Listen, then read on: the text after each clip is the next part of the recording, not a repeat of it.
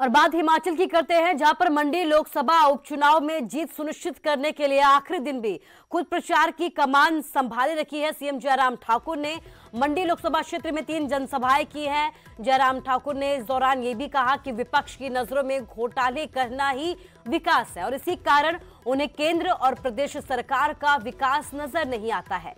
पूर्व की सरकारों में शिमला से दिल्ली और दिल्ली से शिमला तक सरकारी हेलीकॉप्टर का निजी कार्यों के लिए इस्तेमाल होता रहा, जबकि प्रदेश सरकार दुर्गम क्षेत्रों के विकास के लिए इसका इस्तेमाल कर रही है।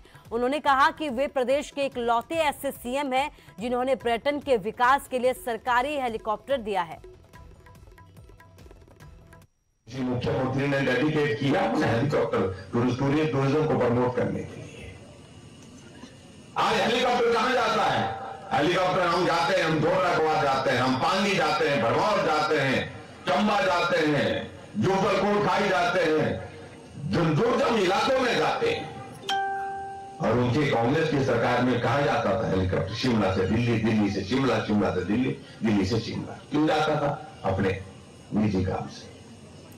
चुनाव प्रचार के लिए मंडी पहुंचे बीजेपी के वरिष्ठ नेता संजय टंडन ने यहां पर कांग्रेस पर जमकर हमले बोले हैं।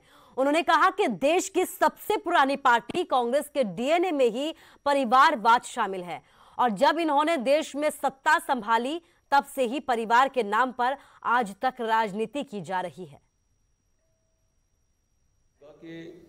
कांग्रेस के अंदर परिवारवाद शायद उनके जो डीएनए के अंदर ही हुआ है और डीएनए में आप देखेंगे मोतीलाल नेहरू जी से वो जो चला वो चलते चलते चाहे किस तरीके से वो नाम जो है वो बदलते गए, लेकिन जो कुनबा था वो वही कुनबा आगे चलता चलता आज तो ये भी सोचा जा रहा है कि जो वाड्रा के बच्चों के साथ भी उसमें गांधी शब्द को कैसे प्रयोग किया जाए ये उसके ऊपर चल रहा है। परिवारवाद उनके अंदर ऊपर से लेके नीचे तक भरा हुआ है।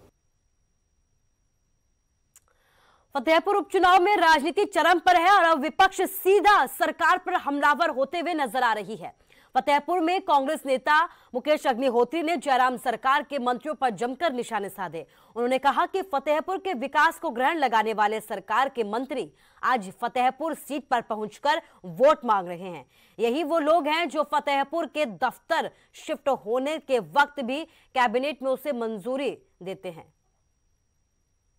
बता देना चाहता हूं फतेहपुर के लोगों को, ये दोनों मंत्री ही हैं जिन्होंने इस इलाके का विकास रोक के रखा, जो हर समय शिमला में बैठे ये सुनिश्चित कर रहे थे कि इस इलाके को कोई भी चीज उपलब्ध ना हो।